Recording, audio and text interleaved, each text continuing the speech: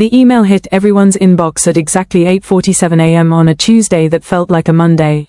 Subject line, professional appearance standards, updated, with 3 exclamation points, because apparently nothing says corporate authority quite like punctuation abuse. Effective immediately, all employees must adhere to enhanced dress code requirements outlined in Section 12C of the revised Employee Handbook.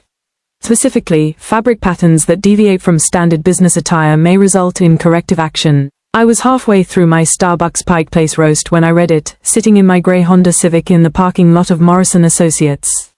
The message was signed by Jessica Chen, our 29-year-old HR director who wore Forever 21 blazers and thought a communications degree made her qualified to police everyone else's wardrobe. Here's the thing about me, I'm Emma Rodriguez, 27, and I actually gave a damn about looking professional.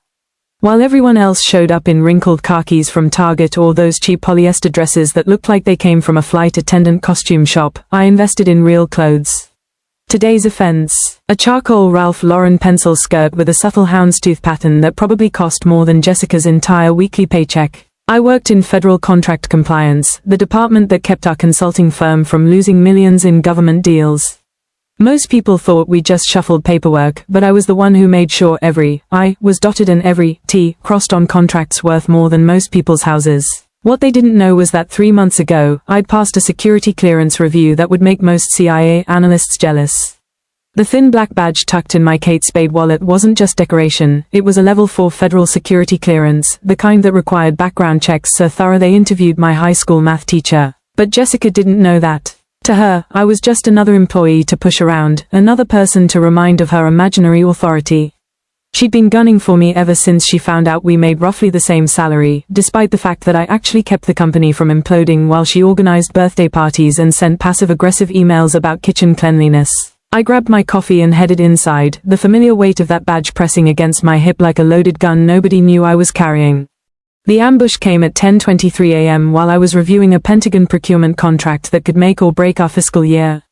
Jessica appeared at my cubicle like a bad rash, flanked by her sidekick Madison, a 24-year-old assistant who treated the office like her personal sorority house. Emma, Jessica chirped, her voice dripping with fake sweetness. Love the skirt, very vintage corporate. Did you get a chance to review the updated dress code? I didn't look up from my screen. I did. Nothing in there applies to me. Madison giggled. It's just that some patterns can be, like, super distracting in a professional environment. We want everyone to feel included. Now I looked up. Included by whom? The Department of Defense. Jessica's smile tightened. We're just trying to maintain consistency across all departments. Some clients might not understand the creative choices. Which clients? I asked flatly, because the ones signing our $95 million contract seem pretty focused on whether we can secure their classified data, not whether my skirt passes your Pinterest mood board test. The color drained from Jessica's face. She didn't know about the contract specifics, that was way above her clearance level. But she knew she'd stepped in something. Look, she said, lowering her voice, I'm not trying to be difficult. It's just that when we have important presentations coming up, we need everyone looking their absolute best. I always look my best, I said, turning back to my computer. It's called having standards. Madison whispered something to Jessica that made them both smirk. They walked away, but I could feel their eyes burning into the back of my head like laser pointers. What they didn't see was the secure message that had just popped up on my screen. Contract compliance review, urgent. Security protocol update required by EOD. The timing couldn't have been worse. Or better, depending on how you looked at it. By lunch, the whispers had started. Madison made sure to walk past my desk 3 times, each time making loud comments about appropriate workplace attire to whoever would listen. Jessica scheduled a mysterious team alignment meeting for later that week. I could feel the walls closing in, but what they didn't understand was that I'd been building walls of my own. Walls made of federal regulations, security protocols, and clearance levels that could crush their little power play like an ant under a steamroller. The meeting request came at 2:47 p.m. on Thursday. No context, just, please join us in conference room B at 4 p.m. Jessica Chen, Director of Human Resources. Conference room B was the small one with frosted glass walls, the kind where everyone could see silhouettes but couldn't hear the conversation. The execution chamber, we called it. The place where careers went to die. I arrived exactly on time to find Jessica sitting at the head of the table like she was chairing a Senate hearing. Madison sat to her right, clutching a manila folder like it contained state secrets. On the left was David Park, our operations manager, a guy who once called a 40-page compliance report a lot of words about rules. Emma, Jessica said, gesturing to the chair across from her. Thanks for joining us. You didn't give me much choice, I replied, setting my purse down carefully. Inside, my security badge sat in its protective case, silent but ready. Jessica opened her folder with theatrical precision.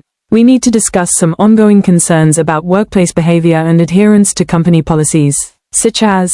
Madison jumped in, reading from what was obviously a script, multiple documented instances of dress code violations, coupled with a pattern of resistance to management guidance and insubordination when addressed about policy compliance. I blinked slowly. You're firing me over a skirt. We're terminating your employment due to a demonstrated inability to work collaboratively within established guidelines, Jessica corrected, her voice getting stronger.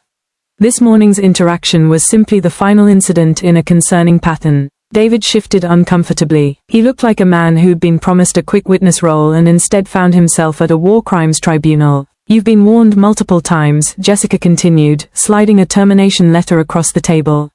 We have no choice but to end your employment, effective immediately. The letter was 2 pages of corporate doublespeak, my name printed in bold at the top like a death certificate. Words like cultural fit and professional standards were scattered throughout like confetti at a funeral. I felt something cold settle in my chest.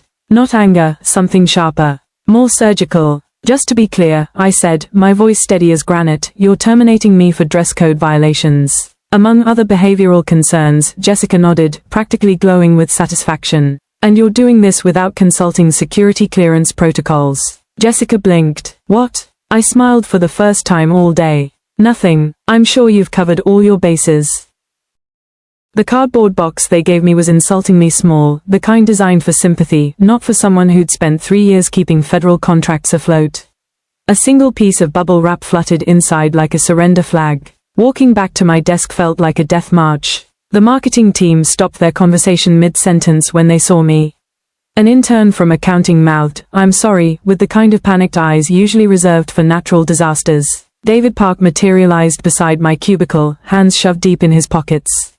Hey, sorry to see you go, Emma. I looked at him. Are you? He opened his mouth, but nothing came out. After a long pause, he nodded once and disappeared back into his office like smoke. Perfect. A fitting goodbye from a man who'd once spent 15 minutes in a staff meeting explaining the importance of synergy, while I silently fixed a compliance error that would have cost us 6 figures. I packed methodically, the photo of my sister and me at Yellowstone, my world's okayest employee, mug a Christmas gift from my college roommate, the small succulent I'd rescued from Madison's overwatering last year. Everything fit easily into the pathetic box except for one thing. The badge stayed in my purse, locked in its RFID blocking case. The case was labeled, Property of U.S. Government, Do Not Discard, in block letters that might as well have been carved in stone. As I walked toward the elevator, I could see Jessica through the conference room glass, already on her phone. Probably calling someone to celebrate. Madison was there too, updating her LinkedIn profile or whatever it is assistant HR managers do after they think they've won. What they couldn't see was the notification that had been blinking on my computer screen for the past 20 minutes. Security check-in overdue, compliance review initiated. The elevator doors opened. I stepped in, turned around, and watched the office shrink away through the closing gap. The fake plants, the motivational posters, the fluorescent lights that made everyone look like they were dying slowly. I didn't cry, but something in my chest was shifting, not grief, not even anger.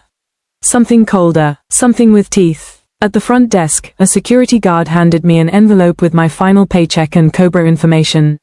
Sorry about this, he mumbled. Don't be, I said, dropping it into the box like trash. It's just the beginning. I was in the parking lot, sitting in my Honda and staring at my now useless employee badge, when the black SUVs pulled up. Not 1, 3, government plates, tinted windows, the kind of vehicles that don't visit unless someone's day is about to get very complicated. They parked in formation like they'd practiced this choreography. 4 people got out, moving with the kind of precision that makes your spine straighten involuntarily. 2 men, 2 women, all in dark suits that probably cost more than my car. No briefcases, no visible weapons, but their posture said everything. These weren't salespeople. The lead agent, a woman with steel gray hair and eyes like a hawk, walked straight through the front doors without slowing down. Her badge was visible for exactly 2 seconds as she flashed it at security, FBI. Behind her, a younger man with the kind of haircut that screamed, federal law enforcement, followed, along with two others I couldn't get a good look at. My phone buzzed. A text from an unknown number, Miss Rodriguez. Please remain available. Agent Sarah Chen, Federal Bureau of Investigation. My blood turned to ice water. They knew I was here. They knew I'd just been fired. Which meant they knew about the security breach. Through the glass lobby doors, I could see chaos erupting in slow motion. The receptionist was frantically making phone calls. Jessica appeared from the elevator, moving fast but trying not to look like she was running. David Park emerged from his office, his face the color of spoiled milk. The agents didn't waste time with pleasantries. I watched Agent Chen march straight to the reception desk and say something that made the receptionist's face go white. Within 30 seconds, she was on the phone, and within 60 seconds, our CEO Brian Morrison was actually jogging, out of the executive elevator. My phone rang. Brian Morrison himself. Emma, his voice was strained, trying way too hard to sound casual. Hey, funny coincidence, but I was just thinking we should chat about today's events. Any chance you could come back inside for a quick conversation? I looked through the glass at him, standing in the lobby, phone pressed to his ear, sweating through his $200 shirt. I don't work there anymore, I said evenly. You'll have to make an appointment. Emma, please. I think there might have been some miscommunication. I hung up. Through the windows, I could see Agent Chen talking to Brian, her hands moving in sharp, efficient gestures. Whatever she was saying made him stagger backward like he'd been hit with a brick. Then I saw Jessica emerge from the conference room, Madison trailing behind her like a lost puppy. Jessica's face had gone from triumphant to terrified in the span of whatever conversation had just happened upstairs. Agent Chen turned toward the glass doors, scanning the parking lot. Her eyes found my Honda Civic and locked onto mine through the windshield. She walked outside, approaching my car with the calm confidence of someone who held all the cards. Miss Rodriguez, she said, stopping beside my driver's side window. We'd like to have a conversation. Agent Chen's badge was real, and so was the folder she carried. She opened it as we stood in the parking lot, showing me documents that made my stomach drop. Security clearance violation report, she said, her voice crisp and professional. Filed automatically when your access credentials were deactivated without proper federal notification protocols. I looked at the papers. My name, my clearance level, today's date and time stamp, 4:47 p.m. 17 minutes after Jessica had handed me that termination letter. Your company, Agent Chen continued, just violated about 6 different federal security statutes.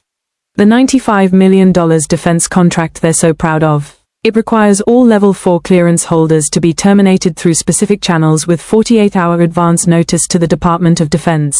They didn't know, I said quietly. That's the problem. Agent Chen's smile was sharp as a scalpel. Ignorance isn't a defense when you're handling classified government work. Your HR director just triggered a mandatory security audit of their entire operation. Through the lobby windows, I could see the chaos intensifying. More people in suits had arrived, not FBI this time, but Department of Defense auditors.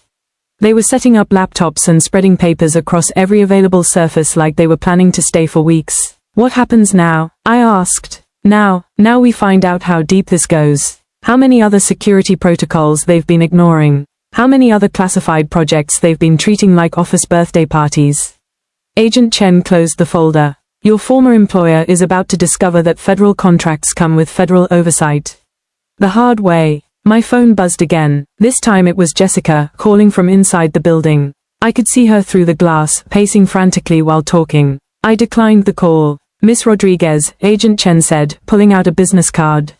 The government still needs this project completed.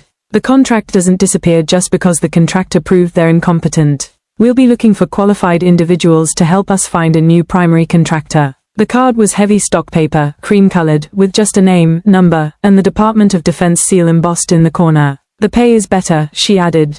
And the dress code is surprisingly flexible. Behind us, I heard the lobby doors burst open. Brian Morrison came stumbling out, his tie yanked loose, sweat stains spreading across his shirt like a Rorschach test of corporate panic. Emma, he called out, jogging toward us. Emma, please. There's been a misunderstanding. We want to offer you your position back immediately. With a raise, 20%, full benefits restoration. I looked at him, really looked at him. This man who'd built his company on government contracts he didn't understand, managed by people who thought security clearances were just fancy employee perks. The salary you could afford, I said calmly, wouldn't cover the therapy I'd need to forget working for you. Agent Chen actually smiled at that. Brian's face crumpled. Please, the contract, it's our lifeline. Without it, we're finished. You finished yourselves, I replied. I just had better clothes while you did it. 6 months later, I was sitting in a corner office in downtown DC, reviewing security protocols for a defense contractor that actually understood what words like classified and federal oversight meant. The view from the 15th floor was spectacular, and my new salary was enough to afford Ralph Lauren without checking my bank balance first. The business card Agent Chen had given me led to a position as a federal compliance liaison. Essentially, I became the person who made sure other companies didn't make the same mistakes Morrison Associates had made. It was like being a corporate insurance policy, except I got paid to prevent disasters instead of clean them up afterward. Morrison Associates lasted exactly 4 months after I left. The security audit revealed violations going back 3 years, missing protocols, improper data handling, and a dozen other infractions that painted a picture of a company that treated federal contracts like they were catering events. The $95 million deal was terminated, along with 2 smaller contracts worth another $30 million. Jessica Chen was blacklisted from working on any government-related projects. Her name went into a database that meant she'd never again work for a company with so much as a post office box rental from the federal government. Last I heard, she was managing social media for a boutique fitness studio in Baltimore. Madison found a job at a startup that sold artisanal dog treats. It suited her. Brian Morrison tried to restart the company under a different name, but the federal contractor database has a long memory. He eventually moved to Florida and opened a real estate agency. I heard through the grapevine that he tells people he used to be in government consulting, at cocktail parties, leaving out the part where the government told him to never come back. David Park landed on his feet at another consulting firm, where he continues to call 40-page reports, a lot of words about rules. Some people never learn. As for me, I kept the termination letter. It's framed on my office wall now, right next to my new federal contractor certification and a photo of me shaking hands with the Secretary of Defense at an awards ceremony last month. The dress code at my new job is simple: look professional, act professional, be professional. I wear that same Ralph Lauren houndstooth skirt sometimes, just because I can. And every time someone compliments it, I smile and think about Jessica Chen, somewhere in Baltimore, explaining to fitness influencers why their yoga pants violate some imaginary policy she just made up. Some lessons are harder to learn than others. But the best revenge, it's not a dish served cold. It's a career served hot, with federal benefits and the kind of security clearance that opens doors Jessica Chen will never even see. The house didn't just burn down. I helped build a better one, and then I moved into the penthouse. Thanks for reading. If you enjoyed this office revenge story, subscribe for more tales of corporate karma and workplace justice. Let's make your former colleagues wonder what they're missing.